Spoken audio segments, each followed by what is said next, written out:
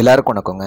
இந்த வீடியோ பதிவில் நம்ம என்ன பார்க்க போகிறோம் அப்படின்னா, டிஎன்பிஎஸ்சி குரூப் 2 டிஏ ப்ரிலிம்ஸ்க்கான கட் ஆஃப் தான் பார்க்க போகிறோம். 2025 ப்ரிலிம்ஸ்க்கான கட் ஆஃப் தான் பார்க்க போகிறோம். இது ஒரு அனலைசிஸ் தான், ஒரு டெம்பரரியான கட் ஆஃப் தான். ஆஃப்டர் த ரிசல்ட் தான் நமக்கு என்னென்னு தெரியும். பட் இருந்தாலும் நல்லா முடிஞ்ச அளவுக்கு ஒரு கட் ஆஃப் அனலைசிஸ் செய்திருக்கிறேன். நீங்கள் எக்ஸாமினேஷன் எழுதி முடிச்சிருப்பீங்க. அப்போ அதில் இந்த கட் ஆஃப்குள்ளே நீங்கள் வந்தீங்க அப்படின்னா உங்களுக்கு அடுத்த ஸ்டேஜ், அதாவது மெயின் ஸ்டேஜ் போகிறதுக்கான வாய்ப்புகள் அதிகமாகவே இருக்குது. இது ஜஸ்ட்டு ஒரு அனலைசிஸ் தான், பார்க்கலாம். வீடியோக்குள்ளே போகிறதுக்கு முன்னாடி ஒரு சின்ன விஷயம். நிறைய பேர் கட் ஆஃப்னா என்ன சார் அப்படிங்கிற மாதிரி கேட்குறாங்க. ஒன்றும் இல்லைங்க. ஆக்சுவலாக நீங்கள் ஒரு 200 கொஷின்ஸ், டோட்டலாக 200 கொஷின் இருக்கும். 200 கொஷினில் நீங்கள் எவ்வளோ கொஷின் கரெக்டு, இப்போ நான் 170 கரெக்ட் அப்படின்னா இந்த 170 தான்ப்பா கட் ஆஃப். ஸோ ஜஸ்ட்டு ஒரு எக்ஸாம்பிளாக தான் சொல்லியிருக்கிறேன். அதே போல் இன்னொரு விஷயமும் தெரிஞ்சுக்கோங்க. இஃப் கொஷின் பேப்பர் உங்களுக்கு டஃப்பாக இருந்துச்சு அப்படின்னா கட் ஆஃப் குறைய வாய்ப்பு இருக்குது. இல்லை சார் கொஷின் பேப்பர் ரொம்ப ஈஸி சார் அப்படின்னா கட் ஆஃப் அதிகரிக்கிறதுக்கு வாய்ப்பு இருக்குது. இப்போ நேற்று நடந்த எக்ஸாமினேஷன் ரொம்ப ஈஸின்னு சொல்ல முடியாது, அதே போல் ரொம்ப கஷ்டம்னு சொல்ல முடியாது. ஸோ நார்மலாக இருக்குது அப்படிங்கிறனால நம்ம நார்மலாக அனலைசிஸ் பண்ணியிருக்கிறோம் as per the students review also. Okay, இப்போ ஜென்ரல் கேட்டகரி அப்படின்னா எவ்வளோ சார் கட் ஆஃப் இருக்க வாய்ப்பு இருக்குது அப்படின்னா ஒரு 152ங்க. சரிங்களா? இந்த 152லேருந்து ஒரு 156 ப்ளஸ் 152 to 156 ப்ளஸ் இதுக்குள்ளே இருக்கா அப்படிங்கிறத பார்த்துக்கோங்க. இது முன்ன பின்னையும் இருக்கலாம். ஓகே, நெக்ஸ்ட்டு பிசி பார்த்துக்கோங்க. ஸோ பிசி ஒரு 149ங்க. ஓகேங்களா? 149 to 153 ப்ளஸ் 149 to 153 ப்ளஸ் இருக்கலாம். ஸோ பிசிஎம் அப்படின்னு சொல்லி பார்க்கும்போதுங்க 144ங்க.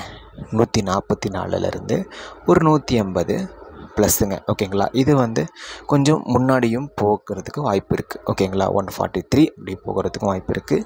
144 to 150 ப்ளஸ் முன்ன பின்ன அப்படிங்கிறத புரிஞ்சுக்கோங்க. இதுக்குள்ளே வருதானோ பார்த்துக்கோங்க. நெக்ஸ்ட்டு எம்பிசிங்க. ஸோ எம்பிசி பார்த்தீங்க அப்படின்னா ஒரு 149 to 152 or 3 plus 152 or 3 plus இருக்க வாய்ப்பு இருக்குங்க. நெக்ஸ்ட்டு எஸ்சி மாணவர்கள் ஒரு 140 தான் ஜஸ்ட் ஒரு கணிப்பு. பட் 141 ப்ளஸ் போட்டிருக்கேன். 140 தாங்க கணிப்பு, பட் 141 ப்ளஸ். ஏன்னா நமக்கு எத்தனை கேண்டிடேட் என்னென்ன தெரியாதனால ஜஸ்ட் அது ஒரு கன்ஃபியூஷனாக இருக்குது. 140 ஆர் 141 ப்ளஸ் வச்சுக்கோங்க. ஓகேங்களா?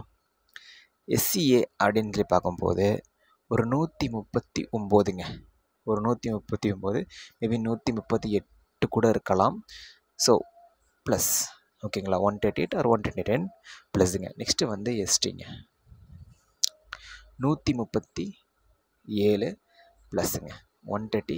ஸோ இதுவுமே 136 இருக்கிறதுக்கும் வாய்ப்புகள் இருக்குது. இதுக்குள்ளே உங்களுக்கு கட் ஆஃப், அதாவது ஆக்சுவலாக நிறைய சோர்ஸஸ் எல்லாமே ரெஃபர் பண்ணி தான் உங்களுக்கு நான் கொடுத்துருக்குறேன். ஓகே, இதுக்குள்ளே வந்தால் பெஸ்ட்டுங்க. இது நான் சொன்ன கட் ஆஃப் விட அதிகமாக இருந்தால் மெயின்ஸ் படிக்க ஆரம்பிச்சிடலாம். அவ்வளோதான், முடிஞ்சு போச்சு. எப்படிங்க? மெயின்ஸ் படிக்க ஆரம்பிச்சிடலாம். அடுத்து நம்ம மெயின்ஸு கிளியர் பண்ணிட்டு அடுத்த நாளாக நம்ம ஒரு கவர்மெண்ட் போஸ்ட்டு 2026 கவர்மெண்ட் போஸ்டிங் போயிடலாம். சிம்பிள். இஃப் சப்போஸ் இந்த கட் ஆஃப் விட ரொம்ப கம்மியாக இருக்குது சார் அப்படின்னா ஒன்றும் பிரச்சனை இல்லை. இந்த மாதம் முடிய போகுது. அக்டோபர், நவம்பர், அப்புறம் அடுத்து நமக்கு டிசம்பர் வந்துச்சு அப்படின்னா டக்கு நமக்கு பிளானர் வந்துடும். அடுத்து குரூப் 1, குரூப் 2, குரூப் 4 ஏதோ ஒன்று கிளியர் பண்ணிட்டு போயிடலாம். ஸோ ஆஸ் சூனஸ்ங்க நானும் வரலான்னு தான் ஒரு ஆக்சுவலாக 1ஆம் தேதியிலேருந்து வரலான்னு பார்க்குறேன். ஆன்ஸ்கிரீன் வரலான்னு பார்க்குறேன். ஏன்னா அந்த ஒரு வருஷம் என்னென்ன எல்லாமே நான் உங்களுக்கு வீடியோ பதிவில் நான் சொல்லிடுறேங்க. சரிங்களா? இப்போ நான் ஒரு வருஷம் கழித்து நான் டக்குன்னு வந்துருக்கிறனால எனக்கே கொஞ்சம் தயக்கமாக தானே இருக்கும். பசங்க இப்போ நம்ம பழைய பசங்களாம் பார்த்தீங்கன்னா போஸ்டிங் போயிருப்பாங்க. இப்போ எல்லாமே அடுத்த ஜென்ரேஷன் சொல்லுவாங்க. அடுத்த ஜென்ரேஷனாக பார்த்துட்டு இருக்கிறோம். நம்ம 1ஆம் தேதியிலேருந்து வந்துடுறேன் நான்.